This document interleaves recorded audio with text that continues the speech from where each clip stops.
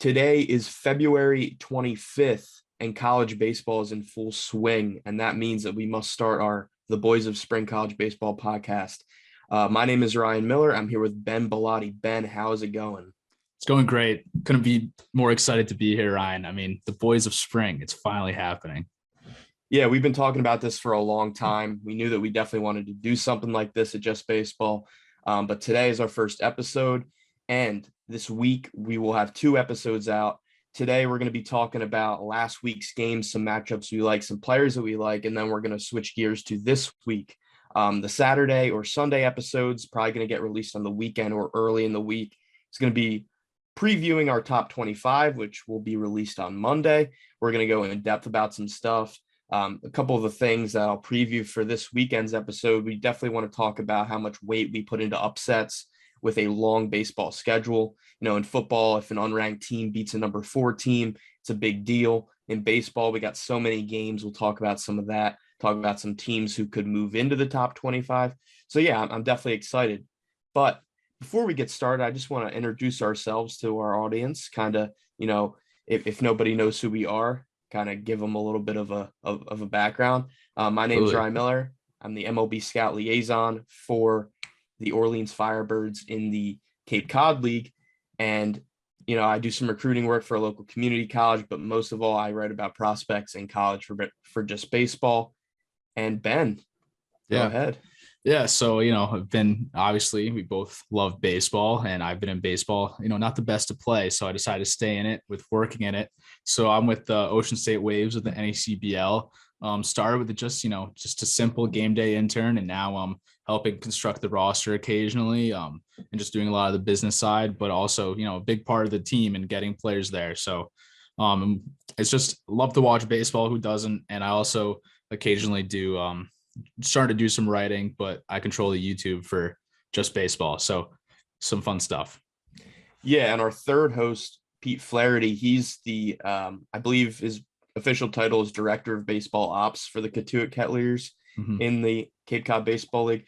The way that we're going to do this, if we got some listeners from the Just Baseball show over here, we're probably going to rotate through. We have 3 main hosts. We might have other writers on. We probably will have other writers on. One guy who I'm thinking of right now is Ethan Badowski, who writes a lot for Florida, their sports and especially their baseball team. We'll definitely have him on. We'll have some other writers and maybe some guests. Mainly, we're going to try to do those type episodes on our Saturday or Sunday episode.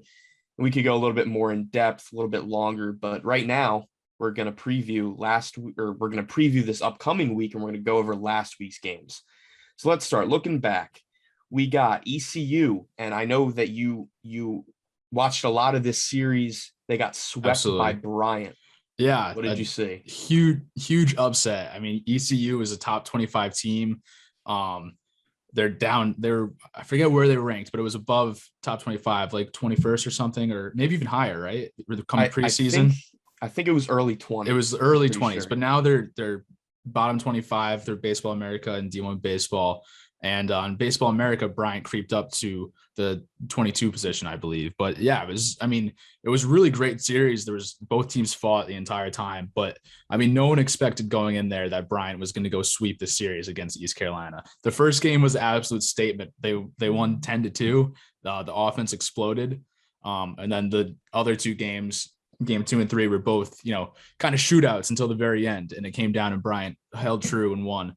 But you got to give credit to the whole team. There wasn't really a standout player for Bryant. It was just a team effort. Pitching was consistent and the hitting was great. There is one guy, Matt Woods, he didn't do anything in the first game, but the second game and the third game, consistent, got 3 hits, I think, in the second game and 1 and the third. He's fast. He steals some bases, great defensive. Just a guy I wanted to give a shout out to. But Bryant's a really good team. They know how to develop. Their catching is always great. They have great defense. This is a team that everyone in college baseball now is doing the numbers and stuff for defensive alignment and pitch alignment. But this is a team I've watched firsthand. They do it almost better than anyone else. They rotate their signs every 3 innings or so.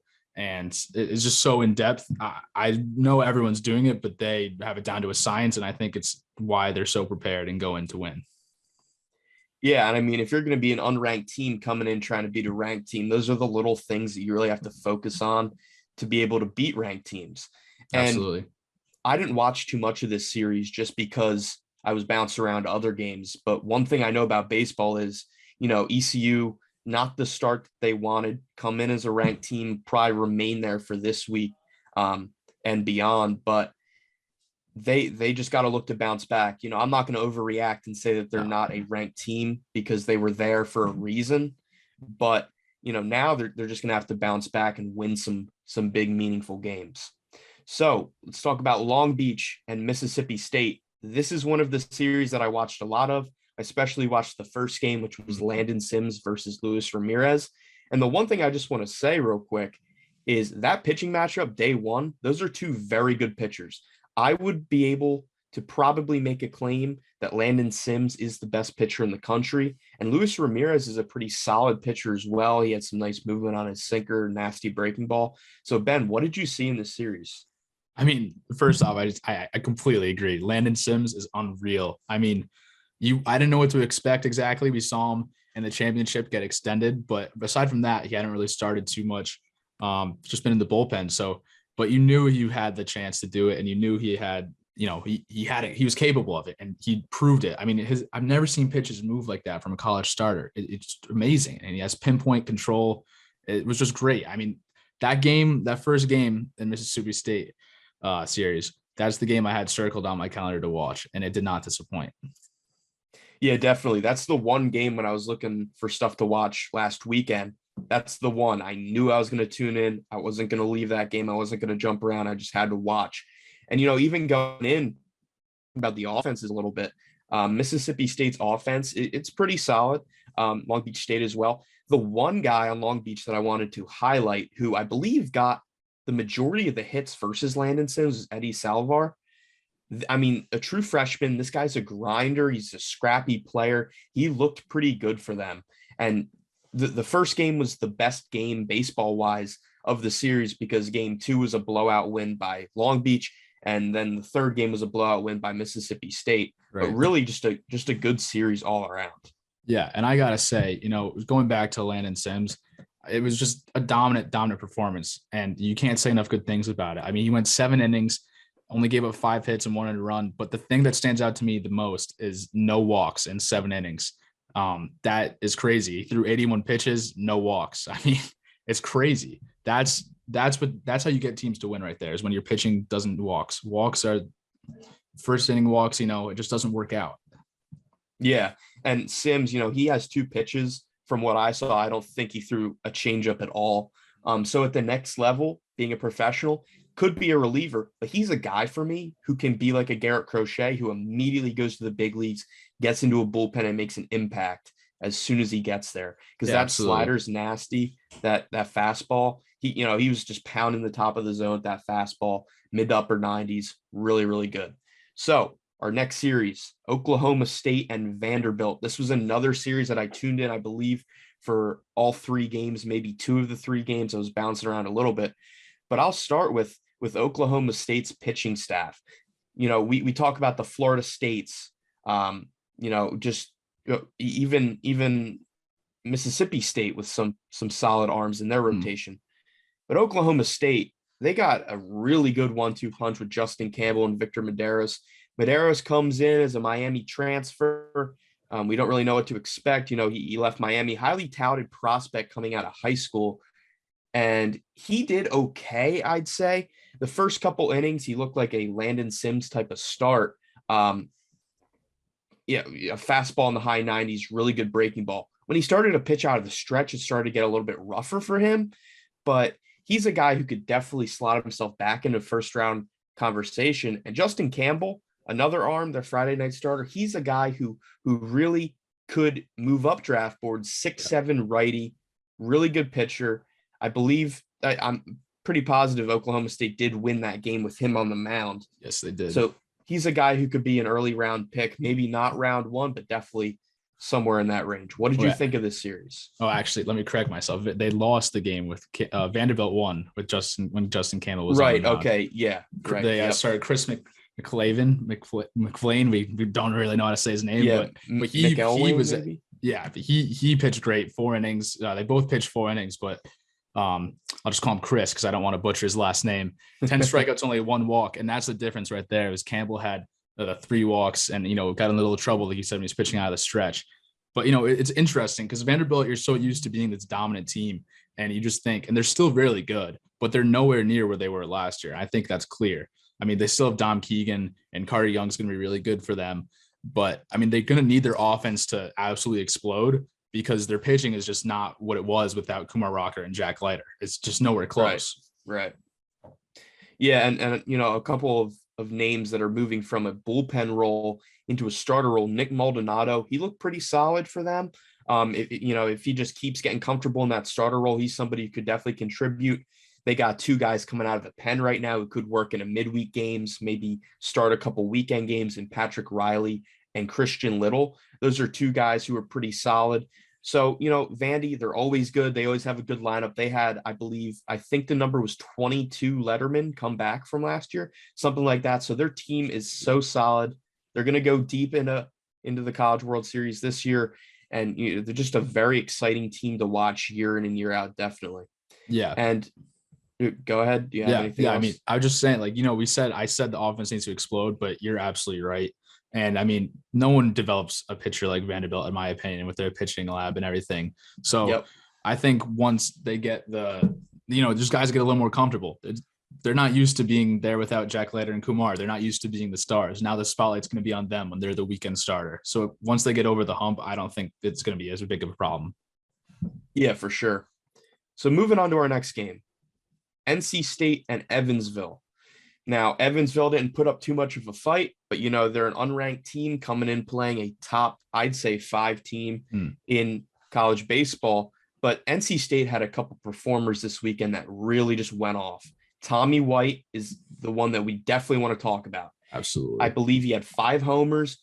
His batting average was unbelievable. Everything he did this weekend was unbelievable. And probably the best part for college baseball fans, the guy's a true freshman. What did you see from Tommy White? I mean, it's just so exciting. You're right. 5 home runs, 12 RBIs, 9 hits, and 14 at bats. I mean, that's video game numbers, literally. Like, that's me sitting down in MLB The Show, Road to the Show. And honestly, I don't even think I can do that in my Road to the Show if I'm playing on the difficulty I normally do. But I mean, it's insane. I mean, he's got the hair, the beard, he looks great. And the swing is just, it's beautiful, right through the zone. The ball launches off his bat. If you're NC State, you got to be excited about this guy. I mean, how can you not be? The first weekend, he has 5 home runs. Even if he doesn't, continue to be that guy, he's going to be remembered for what he did. And it's going to be, he's NC State's guy right now. It's crazy. Yeah, for sure. And, the craziest part to me is that the guy's a freshman. I mean, he looks like a seasoned hitter up there. He looks like somebody who's a graduate student who's been playing Division I baseball for 5 years. Absolutely. I saw him step up to the plate and, all the Twitter videos and everything. I'm like, how have I not heard of this guy? Like, he looks like he's been around forever. It's because he's a true freshman. It's crazy. Hey, he's a guy to put on your list for a possible first-round pick, maybe even early first-round pick. That could be saying maybe a little bit too much, through a 3-game series with Evansville, but this guy really looks good. I'm excited to see what he can do down the line. Yeah. I mean, and even though he has the 5 home runs, all his other hits are, he hits to all fields. He hits up the middle. He just, wherever the ball is pitched, he hits it to that spot. And that's exactly what everyone's been taught since, you're in Little League. And this guy's just stayed true, not pull happy. I think he's going to be a really good player for this season. Yeah, for sure. And another guy with NC State, Josh Hood, a UPenn transfer, Ivy League transfer. As most of us know, the Ivy League didn't play too much in the past couple of years, so he transfers to NC State. He went off this weekend. So NC State, definitely a team to watch. I'm going on a college baseball road trip in middle of March. Definitely seeing NC State. It's going to be a very, very fun team to watch. Definitely. I mean, do you think their offense is one of the best in college baseball? I'd say it's up there. I really like LSU, who we'll talk about in a little bit, beating up on Maine. But they're definitely, top 5 offenses, in my opinion, definitely.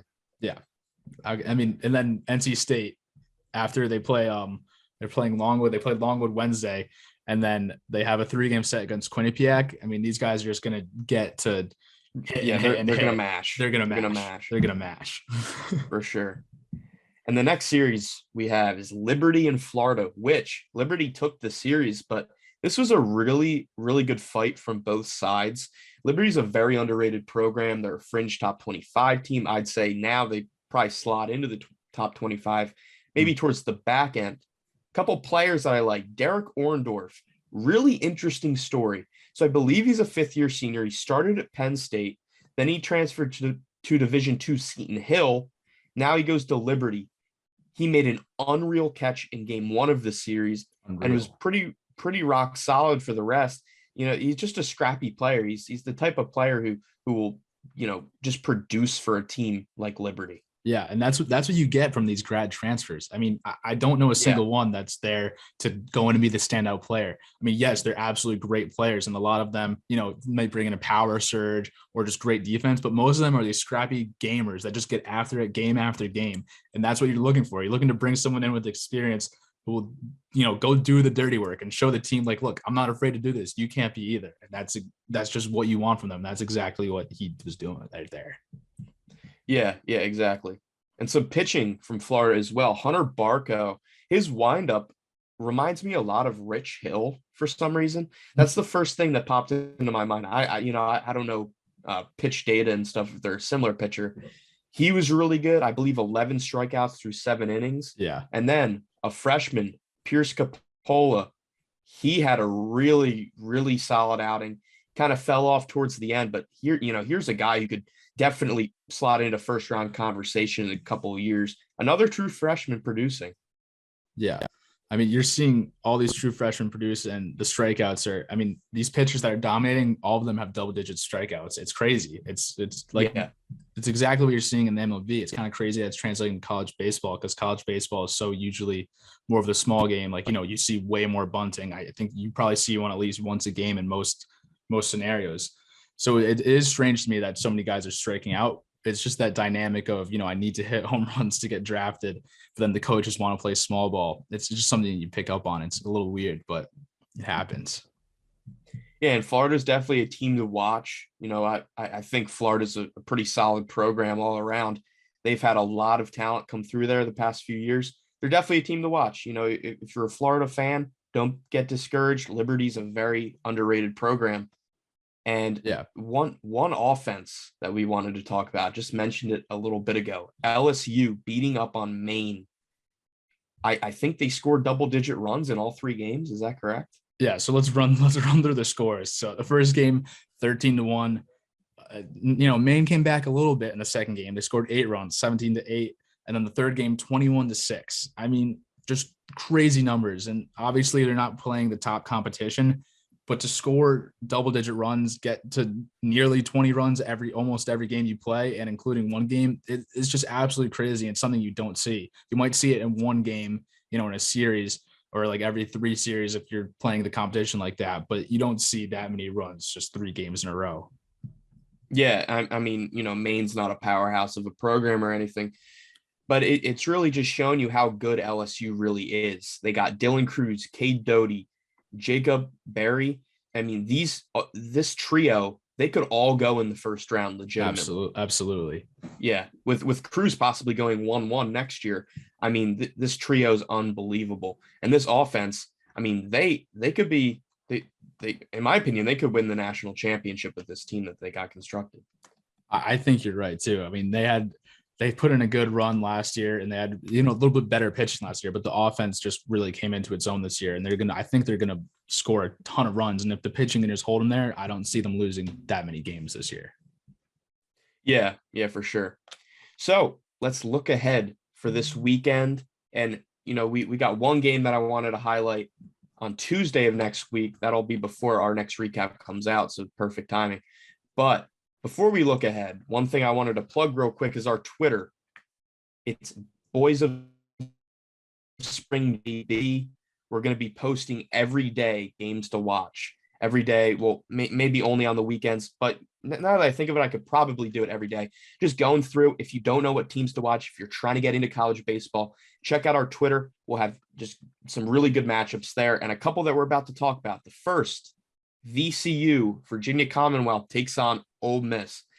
2 really good programs. Ole Miss, I'd say, has the edge there. but VCU is a very underrated program. Tyler Locklear is a guy who I really like a lot. They fought with, I believe, Wake Forest, I think on Sunday. They almost won that game. They dropped it, I think, 6-4. Ben, what do you think of the series, and who do you think will come out on top? I mean, it's pretty hard for me to say that Ole Miss won't come out on top. I mean, Charleston Southern opening weekend, they have the sweep there, about to play Arkansas State, and then VCU. I mean, I completely agree. It's going to be a tough series, well fought, and definitely a much better series than the Charleston Southern series, where, I mean, 9-3, 11-1. It's almost like a lesser LSU type series right there. But I mean, Ole Miss is just an exciting team. I mean, everything they do is exciting, from the celebrations after the game to the energy they play. I mean, I don't see them. I see them as one of the best teams ranked, or one of the best ranked teams out there. I really do. And I think that they're going to come out on top. Is there anyone that stands out to you on the team? Yeah, a few. Jacob Gonzalez is one guy, definitely. This is another guy in the 2023 draft. He's projected to go pretty high. He's just a playmaker. He's their shortstop, very important position, obviously, and he just produces for them. But VCU, they're an underrated program. Like I said, Tyler Locklear, he's a guy who kind of reminds me of CJ Crone. He's a first baseman, right first baseman, who could give you maybe 30 bombs a year. So I mean, I would compare it to the Bryant ECU series of, VCU maybe coming in and trying to take the series, definitely, versus a ranked opponent. Yeah, it's definitely going to be an upset watch for sure. I think it's going to be an exciting game.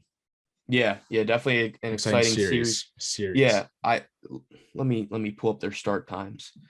So it's going to be a 5:00 game Friday, 1:00 Saturday, 1:00 Sunday. So definitely tune in for those. It's going to be on ESPN Plus.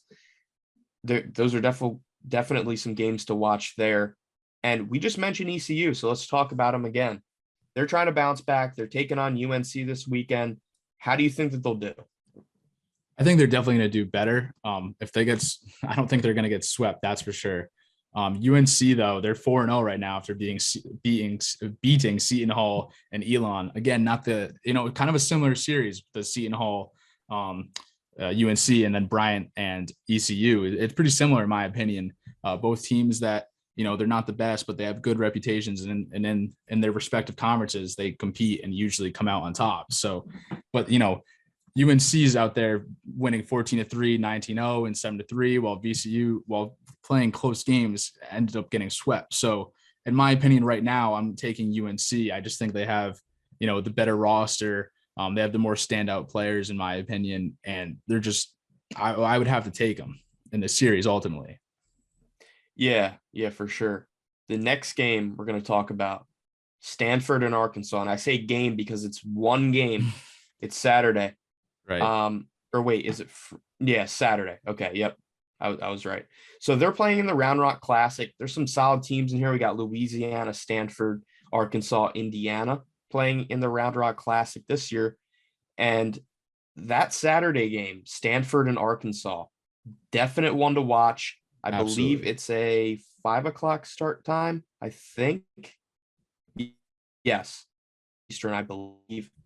But some players to watch. You were telling me before we started how much you like Brock Jones. He's a definite impact player. To me, he looks like a linebacker. Another guy in Arkansas, Robert Moore, had a big home run and a pretty respectful bat flip. And for Arkansas, if they go with the same pitcher that they went with on Saturday, it's going to be the freshman lefty Hagen Smith. Comes out of a 3/4 arm slot.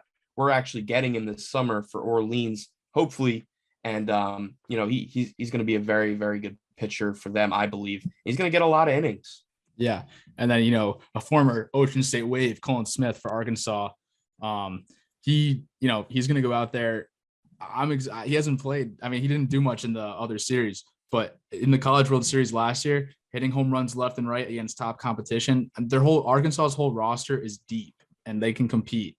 But Stanford, you can't underestimate them. They're up there. They're ranked number 6 right now, according to D1 Baseball, and Baseball America, I think, has them close up there too. They're a really good team. They got some young guys too. I'm trying to think. There was a freshman that his first hit was a home run, and it was a bomb. I'm trying to think. Give him a shout out. Let me see. But I mean, they're exciting. I mean, Yeah, Robert Moore's a guy who's already getting top 10 first round consideration for this year. So he's definitely a playmaker to watch. Hagen Smith, as I just mentioned, pretty solid freshman arm for them. But yeah, I mean, these are two good teams going head to head on Saturday. And I believe that they both play some, lesser competition. Yeah. So Arkansas Friday plays Indiana, Louisiana plays Stanford. So, they could save their number one arms for Saturday.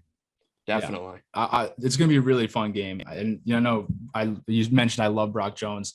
I really am excited to watch him. I mean, I watch him more and more this season. His swing is just awesome from both sides of the plate. He has that slight uppercut, and as soon as the ball touches his bat, I mean, it's just instant launch angle over the fence usually. It's awesome. He's an exciting player.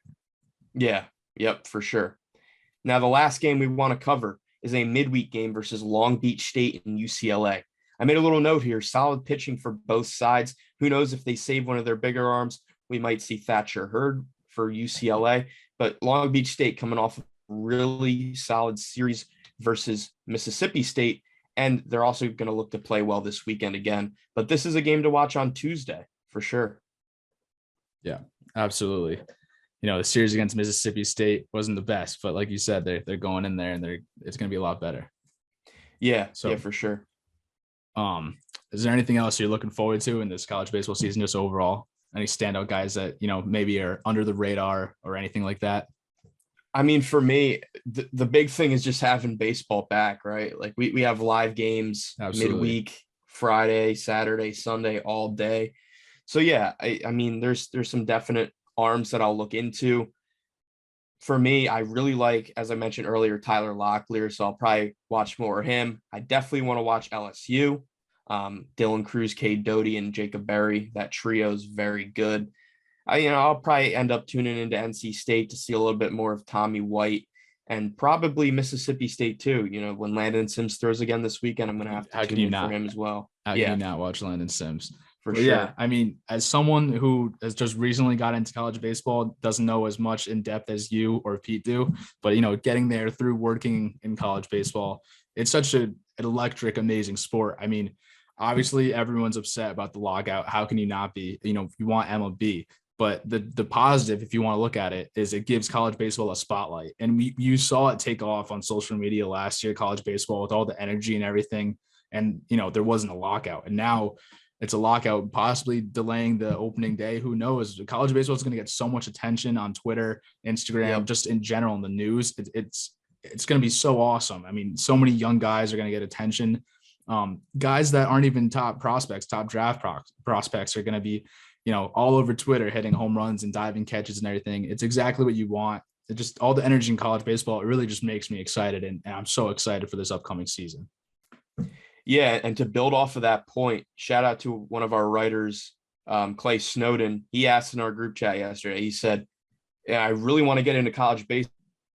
How do I do it? And I think that's something, some of our listeners might be tuning in, trying it for the first time just because of the lockout, as you said. Yeah, I'd say get an ESPN Plus subscription and probably a D1 baseball subscription. Read the top 25s that all these guys put out, including us. We're going to have some college baseball content coming out on the website as well.